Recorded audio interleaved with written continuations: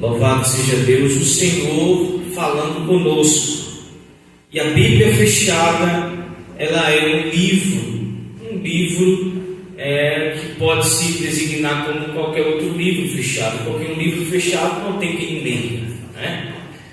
Mas nesta noite a gente vai receber da parte de Deus e saber o quanto Ele tem operado nas nossas vidas, sabendo de que o Senhor Ele fala como Ele quer, Ele opera como Ele quer. E o texto de hoje, no livro dos Salmos, de número 29, verso de número 3, verso de número 5 e o verso de número 7, o Senhor Ele preparou para que nós venhamos a receber, a ouvir a voz do Senhor nesta noite. Quando eu falo do livro de Salmos, automaticamente eu me lembro do salmista Davi. Segundo alguns estudiosos, ele escreveu aproximadamente 73 ou a 74 salmos. Também o livro dos Salmos foi escrito por Asaf, os filhos de Coré, também por Moisés, dentre outros salmistas. Mas o salmista mais famoso foi o salmista Davi. E quando nós chegamos aqui no Salmo 29, o próprio salmista Davi escreveu esses salmos. Mas algo nos chama a atenção: esses salmos são salmos de exaltação ao Senhor. Os livros dos Salmos têm 150 salmos, e desses 150 salmos existem diversos salmos contendo sentimentos do salmista, até mesmo salmos que nós podemos decifrar de desesperador, porque conta ali situações extremas, situações atuais que o salmista estava passando naquele momento. Mas quando nós lemos o Salmo 29, nós vemos o salmista Davi exaltar ao Senhor. O Salmo 29 foi escrito por Davi, e este salmo é recitado. Observe, esse Salmo 29, ele é recitado nas sinagogas, tradicionalmente no dia de Pentecostes. E algo me chama a atenção de que uma das expressões mais usadas aqui nesses salmos é a expressão a voz do Senhor. Repita comigo: a voz do Senhor. Repita mais forte: a voz do Senhor. Essa expressão, a voz do Senhor, é encontrada de tal forma em quase todos os versos dos Salmos 29, a expressão a voz do Senhor. E como é importante nós darmos crédito a essa voz. Qual é a voz? A voz do Senhor. A voz do Senhor é a voz de quem? É a voz de Deus. No verso de número 3, 5 e o 7, aonde nós lemos, tem também a expressão a voz do Senhor. A Bíblia nos mostra algumas características nesse texto, no Salmo de número 29, sobre a voz do Senhor. Uma das características, eu quero aqui decifrar e especificar 3 características da voz do Senhor. A primeira é de que ela ouve-se. A expressão ouve-se está explícita no texto. Primeira característica da voz do Senhor que nós encontramos essa palavra é ouve-se. A segunda característica da voz do Senhor é que ela quebra. E a terceira característica da voz do Senhor é de que ela separa. Dentre essas palavras, essas expressões no texto, aqui eu quero me adentrar a este conteúdo. A Bíblia vai nos dizer no livro do Salmo de número 29, verso de número 3, de que a voz do Senhor está sobre as águas. O Deus da glória troveja. O Senhor está sobre as muitas águas. Observe que no verso de número 3, a Bíblia vai nos dizer de que o lugar onde essa voz é ouvida é sobre as águas. O salmista, ele era um homem sensível no seu lado espiritual, e ele sabia de que a voz do Senhor também comanda as águas. E quando nós falamos a expressão água, nós automaticamente nos lembramos da criação. No livro de Gênesis, capítulo 1, versículo de número 2, a Bíblia vai nos dizer, se você tiver com a sua Bíblia sagrada aí, a Bíblia nos diz no livro de Gênesis, capítulo 1, versículo 2, de que a terra era sem forma e vazia, e havia trevas sobre a face do abismo, e o Espírito de Deus se movia sobre a face das águas. Observe que Deus, ele se move sobre as águas, e o salmista do Salmo 29 diz que a voz dele é a própria voz que comanda ela. Quando nós falamos de voz, nós sabemos e nós nos lembramos da criação. E quando nós falamos da criação, nós falamos daquilo que Deus ele fez através das suas ordens. E nessa noite Jesus está dizendo: a minha voz vai chegar para fazer algo novo na vida de alguém. O salmista Davi, ele disse: essa voz, ela ouve-se sobre as águas. A voz do Senhor está sobre as muitas águas. Quando nós falamos de água, nós nos lembramos da criação. Também, além da criação, quando nós falamos de água, nós nos lembramos de perseguição. A expressão água na Bíblia tem vários tipos de entendimento.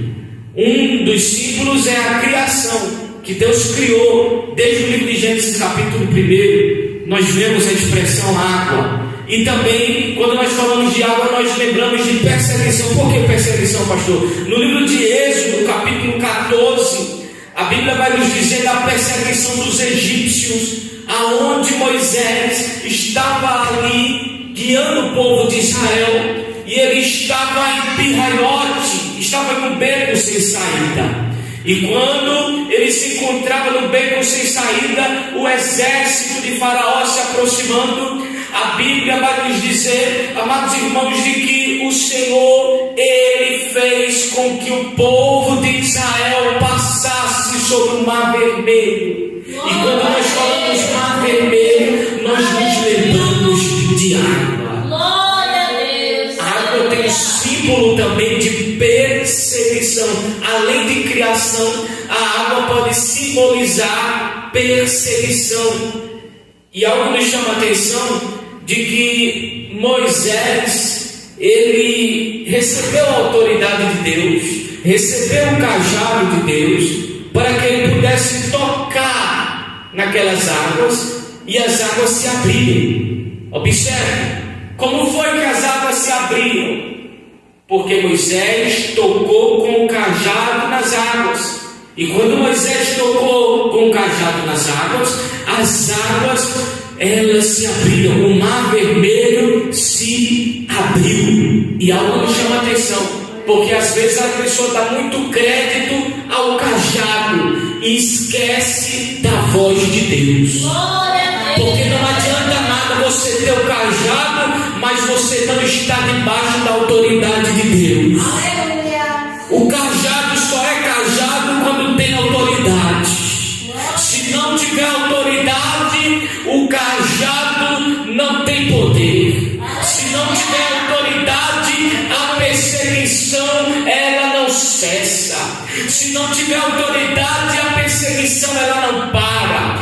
Mas quando Deus nos dá a palavra, quando Deus faz com que nós ouçamos a sua voz, aleluia, a perseguição ela para. O mar ele se abre e o povo de Israel ele passa com seus pés enxutos. Quem pode dar glória para Jesus? Algo nos chama a atenção, amados irmãos, de que Davi, ele viu, ele tinha essa sensibilidade. Temos que ter a sensibilidade dos céus, saber de que a própria criação de Deus testifica do seu Criador. No Salmo de número 19, que é um salmo bem interessante, a Bíblia vai nos dizer que os céus proclamam a glória de Deus e o firmamento anuncia as obras feitas por suas mãos. Quando nós olhamos para a natureza, não significa que a gente está adorando a criação ao invés de Criador. Mas quando nós olhamos para a natureza, nós vemos de que teve uma voz ali que comandou a criação. Glória a Deus. A gente pode escutar a voz de Deus, aleluia, olhando para a natureza. A gente pode escutar a voz de Deus, aleluia, através das águas. A gente pode ouvir Deus falar através da sua criação, porque Deus usa aquilo que Ele fez, não só seres humanos, mas também aquilo que Ele fez como criação. Glória a Deus, aleluia. Então, quando nós falamos de água, nós falamos de criação. E nós falamos também de perseguição. Mas dentro desse contexto, a voz de Deus ela é ouvida. O salmista Davi traz a expressão dizendo: ouve-se a voz de Deus. Você crê nessa noite que você vai ouvir a voz de Deus? E Apocalipse diz que a voz de Deus é como o som de muitas águas. Aleluia. João, quando estava na ilha de Patmos, ele foi arrebatado. Ali ele viu visão inefável. E quando ele viu o Senhor glorificado, ele escutou aquela voz como o som de trombeta, também como o som de muitas águas. Aleluia. A sua voz é como o som de muitas águas, é como multidão de águas. Olha só, ali está significando de que a voz de Deus é uma voz poderosa. E você pode escutar essa voz quando você se humilha na presença dele, quando você se dobra, se prostra na presença dele. A voz de Deus ela é audível. A voz de Deus não é codificada. A voz de Deus não precisa de senhas para a gente acessar, não, de maneira nenhuma. A voz de Deus ela é audível para aqueles que têm um coração sensível para ouvi-la. A voz de Deus ela é audível para aqueles que têm um coração sensível para ouvi-la. Então nós vemos de que ele ouviu. Quando o salmista ele diz no Salmo 29, a voz do Senhor está sobre as águas, o Deus da glória troveja, a voz de Deus, ou o Senhor está sobre as muitas águas. Algo nos chama a atenção de que ela é ouvida. Você pode ouvir a voz de Deus. Diga assim, vizinho, você pode ouvir a voz de Deus. Você pode ouvir a voz de Deus. E tem muitas pessoas que já ouviram e não ouvem mais. Tem muitas pessoas que já ouviram Deus falar e não estão ouvindo mais. Já escutaram a voz de Deus e não estão escutando mais. Mas é necessário ser como o salmista, sermos sensíveis, termos o coração quebrantado, aleluia, contrito, quebrantado, porque Deus se agrada do espírito contrito, de um coração quebrantado.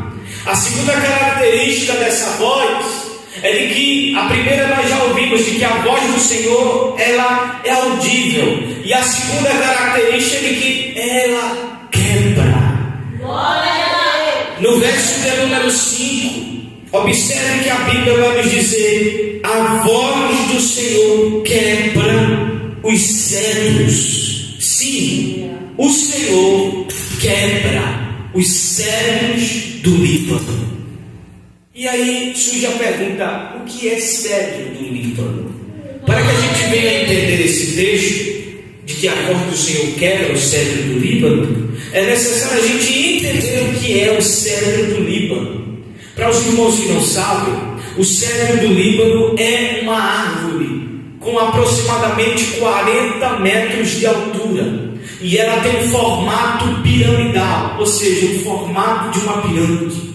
E quando nós vemos e pesquisamos, nós sabemos de que é uma árvore grande. E o salmista diz no texto do Salmo 29 de que a voz de Deus ela quebra essa árvore. Aleluia! E o que significa isso, pastor? Jesus está dizendo: pode ser grande como for, mas a voz de Deus quebra. Eu vou repetir para você da glória. Pode ser grande como for, mas a voz de Deus ela quebra. Eu quero profetizar aqui na sua vida. Eu sei que é culto da família e eu quero profetizar. Levanta a tua mão na altura do teu milagre, que eu quero falar algo de Deus para você nessa noite. Se alguém está se achando grande, igual um cedro de Líbano, Deus vai enviar a voz dele para quebrar o grande. E quando Deus envia a voz dele, o grande fica pequeno. E quando Deus envia a voz dele, aquele que está inteiro fica quebrado. E quando Deus envia a voz dele, aquele que se acha começa a se humilhar. E quando Deus envia a voz dele, aquele que é orgulhoso começa a se prostrar. Deus vai enviar a voz dele para alguém que se acha grande. E Jesus nessa noite está dizendo: ele vai se dobrar perante a minha voz. Então a voz de Deus quebra o cedro do Líbano. A voz de Deus quebra o cedro do Líbano.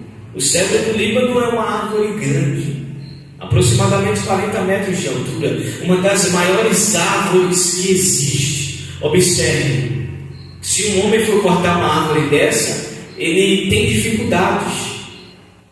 Se um homem tem para ele escolher duas opções, uma árvore pequena ou um cedro do Líbano para ele cortar, ele vai escolher uma árvore pequena, porque é mais fácil.